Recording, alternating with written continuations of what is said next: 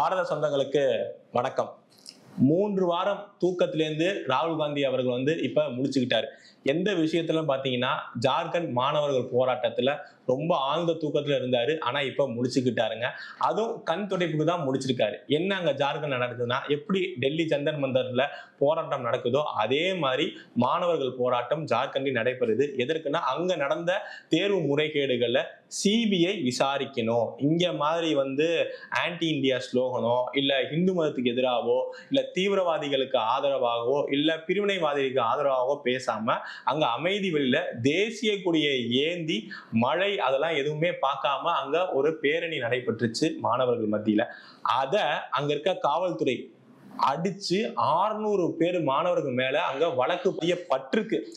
ஏன் ராகுல் காந்தி அவர்கள் இதுக்கு குரல் கொடுக்கணும் அப்படின்னா, எப்படி இங்க தாவேக அரசுல காங்கிரஸ் அமைச்சர் பதவி வாங்கிட்டு ஜம்முன்னு இருக்காங்களோ அதே மாதிரி அங்க ஜார்க்கண்ட்ல ஹேமந்த் சோரன் அவர்களோட அரசுல காங்கிரஸ் ஜம்முன்னு அமைச்சர் பதவி வாங்கிட்டு உட்கார்ந்துருக்காங்க. ஆனா பாவம் ராகுல் காந்தி பாருங்க, டெல்லியில நடந்த மாணவர் போராட்டத்துக்கு எல்லாம் தேடி போய் பார்த்தாரு. அங்க மாணவர்கள் யார் யாரெல்லாம் போராட்டம் பண்ணாங்களோ அவங்களெல்லாம் கூட்டிட்டு இங்க எப்படி போராட்டம் பண்ணீங்க, என்ன யுக்தி கையாண்டீங்க அப்படிலாம் கேட்டவரு. ஆனா ஜார்க்கண்ட்ல போய் அங்க ஒரு மாணவர்களை ஒரு கண் துடைப்புக்கு கூட போய் பார்க்கவே இல்லை. இந்த இஷ்யூ பிரக்யாராஜுக்கெல்லாம் போனாரு. மாணவர்கள் மத்தியில செஞ்சு இளைஞர்களோட கோரிக்கையெல்லாம் கேட்க போறேன் அப்படின்னு சொல்லிட்டு அங்க எதிரான போஸ்டர் எல்லாம் ஒட்டப்பட்டுச்சு. ஐயா நீங்க ஜார்க்கண்ட் போங்க, உங்களை ஜார்க்கண்ட்ல ஆளை காணும் அப்படின்னு சொல்லிட்டு. இது பெருசா போக போக வேற வழியே இல்லாம கண் துடைப்புக்கு ஒரு வெற்றி அறிக்கை என்னன்னா, ஜார்க்கண்ட் முதல்வர் அவர்களே, ஹேமந்த் சோரன் அவர்களே போய் மாணவர்களை சந்திக்கங்க, அவங்க குறைகளை போய் கேளுங்க அப்படின்னு சொல்லிட்டு ஒரு வெற்றி அறிக்கை விட்டுருக்காருங்க. இதுதான் உண்மையா ராகுல் காந்தி அவர்கள் மாணவர்கள் மேல உள்ள அக்கறைங்க. ஏன்னா இவர் தான் இங்க தேர்தல் அப்ப பாத்தீங்கன்னா ஒரு நடைபயணம் டெல்லி கன்னியாகுமரில இருந்து இமாச்சல் வரை நான் நடக்கிறேன் அப்படின்னு சொல்லிட்டு நடைபயணம் பண்ணாரு. அதுலயே பாதி மாநிலத்துக்குலாம் அவர் போவே இல்லை. அதே மாதிரி சென்சி அவங்களோட கோரிக்கையெல்லாம் கேட்க போறேன் அப்படின்னு சொல்லிட்டு அடுத்த ஒரு நடைப்பயணம் ஆரம்பிச்சாரு. ஆனா பாருங்க, இங்க ஜார்க்கண்ட்ல நடக்கிற ஜென்சி போராட்டத்துக்கு போகல.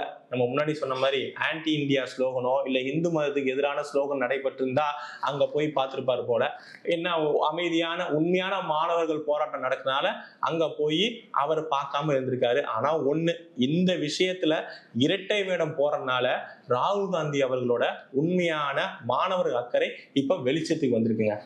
அடுத்த சிக்கல்ல இப்ப காங்கிரஸ் சிக்கிருக்காங்க. இது என்ன சிக்கல் அப்படின்னு பாத்தீங்கன்னா, இந்த வந்தே மாதரம் பாடல். மோடி அவர்கள் இந்த வந்தே மாதரம் 150வது வருஷம் அப்படிங்கிறதுனால கன்ஃபார்மா எல்லா இதுலயும் அலுவலகத்திலையும் அரசு அலுவலகத்துல இதுல பாடணும் சட்டம் போட்டார். அது காங்கிரஸ்க்கு பெரிய இறஞ்சலா அமைஞ்சு போச்சுங்க. இதுல இப்ப யாரு சிக்கிட்டான்னு பாத்தீங்கன்னா, நம்ம அன்னை சோனியா காந்தி அவர்கள் சிக்கிட்டாங்க. நம்ம பார்த்தோம், ஆகஸ்ட் 15 இண்டிபெண்டன்ஸ் டே எல்லாருமே தேசிய கொடியை ஏற்றி அங்க வந்தே மாதரம் பாடல் இசைக்கப்பட்டிருந்துச்சு எல்லா அரசு அலுவலகத்திலையும். ஆனா பாருங்க, காங்கிரஸ் மாநிலத்துல வந்தே மாதரம் பாடல் பாடவே இல்லை. கேரளா அங்க பாடவே கிடையாது.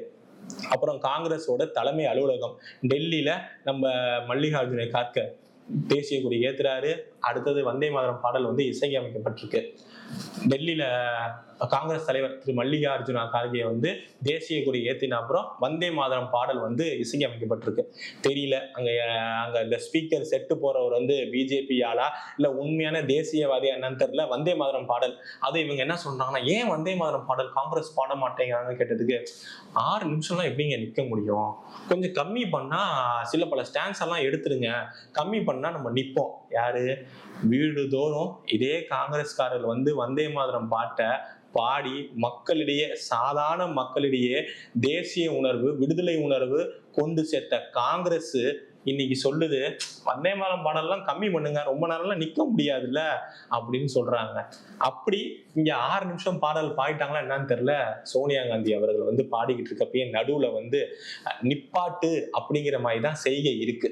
அவங்க என்ன சொல்றாங்கன்னா, பாடிக்கிட்டே இருக்கு, திடீர்னு சோனியா காந்தி அவர்கள் கை செய்கைலாம் பண்றாரு. அங்கிருந்து ராகுல் காந்தி அவராரு, மல்லிகார்ஜுன அவர்கள் எல்லாமே அப்படியே சூழ்ந்து பேசிக்கிட்டே இருக்காங்க. இத வீடியோ வைரல் ஆனோடனே பாஜக தரப்பினர் வந்து என்ன பண்ணிட்டாங்கன்னா, இங்க பாருங்க வந்தே மாதரம் பாடல் வந்து பாட மாட்டேன்னு சொல்லிட்டு நடுவுல நிப்பாட்ட சொல்றாங்க சோனியா காந்தி அவர்கள் அப்படிங்கிறாங்க.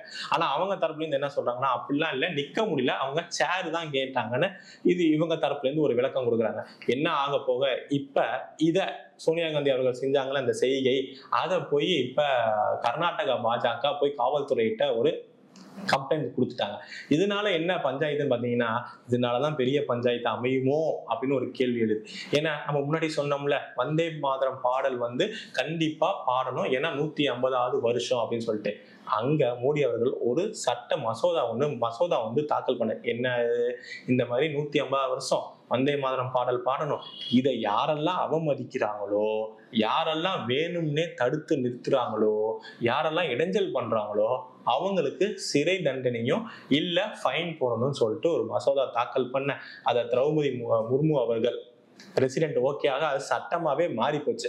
இப்ப கம்ப்ளைண்ட் கொடுக்கவும் பாஜக கர்நாடக கம்ப்ளைண்ட் கொடுக்கறதுனால இப்ப சோனியா காந்தி அவர்களுக்கு ஏதாவது சட்ட சிக்கல் வருமா அப்படிங்கிற ஒரு கேள்வி இருக்கு.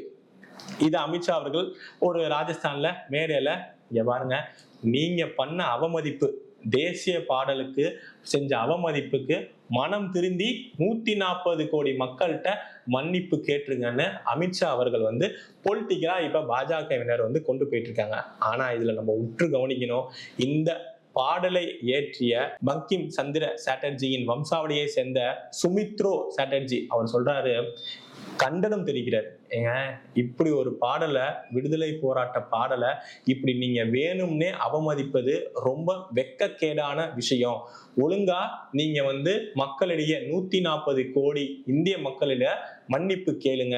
நீங்க செஞ்ச இந்த செயல்னால எங்கள் குடும்பத்தினர் எல்லாரும் மனவேதனை இருக்கும்னு சொல்லிட்டு அவர் ஒரு அறிக்கை கொடுத்திருக்காரு. சோ கிட்டத்தட்ட சோனியா காந்தி அவர்கள் இத வந்து பொலிட்டிக்கலா இல்லாம பாஜக அவங்க போட்ட அந்த மசோதா சட்டத்துக்கு உகந்தபடி நடந்தாங்கன்னா 3 ஆண்டு சிறையோ இல்ல ஃபைனோ சோனியா காந்தி அவர்களுக்கு விதிக்கப்படலாம். பார்ப்போம், இது பொலிட்டிக்கலா பாஜக கொண்டு போதா இல்ல உண்மையாவே சட்ட ரீதியா கொண்டு போதா அப்படின்னு சொல்லிட்டு. இன்னொரு மெயின் முக்கியமான விஷயம், இண்டிபெண்டன்ஸ் டே அப்ப நம்ம பார்த்துருவோம், மோடி அவர்கள் வந்து ரெட் ஃபோர்ட்ல வந்து ஸ்பீச் கொடுப்பாரு. அதே மாதிரி இந்த தடவையும் அவர் ஸ்பீச் கொடுத்திருக்காரு. அதுல எல்லாருமே எதிர்பார்க்கப்பட்டது, ஒரு டெல்லியில ஜந்தர் மந்தர் போராட்டம், அமைச்சர்லாம் ராஜினாமா பண்ணிட்டாங்க, ஸோ செஞ்சிக்கு ஏதாவது வந்து சொல்ல வருவாரு அப்படிங்கிற ஒரு பெரிய எதிர்பார்ப்பு இருந்தது.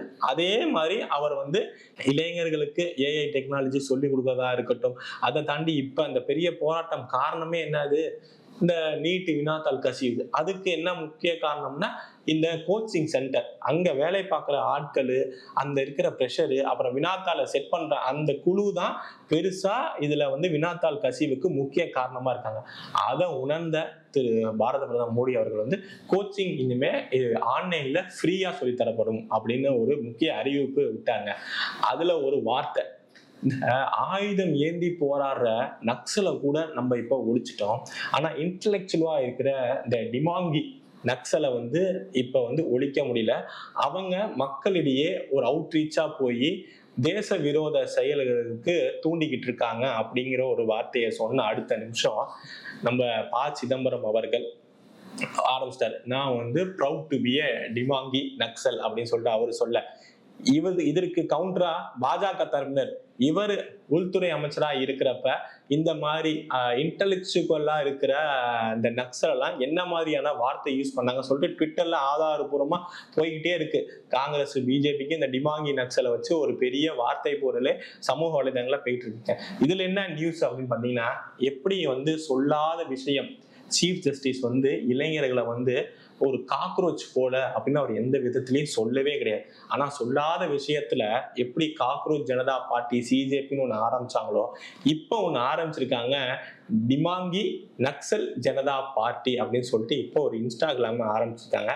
அதற்கு உடனே வந்து 1 லட்சம் ஃபாலோவர்ஸ். ஏன்னா நம்ம பார்த்திருப்போம், இந்த மாதிரி இந்தியாவுக்கு தேச விரோத செயலுக்கு இன்ஸ்டா மெட்டாவே வந்து ஆமாங்க நாங்க பெய்டு ப்ரொமோஷன்லாம் நிறைய பண்றோம் அப்படின்னு சொல்லிட்டு அவங்களே எழுத்துப்பூர்வமா நேர்ல வந்து மத்திய அரசாங்கத்திட்ட ஒத்துக்கிட்டு இருக்காங்க.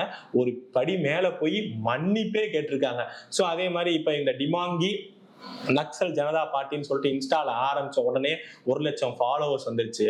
அதுல அவங்க சொல்றாங்க, எங்களை நீங்க முடக்கிட்டீங்கன்னா பகத்சிங்க்கு எதிரானவர்கள் நீங்க அப்படின்னு.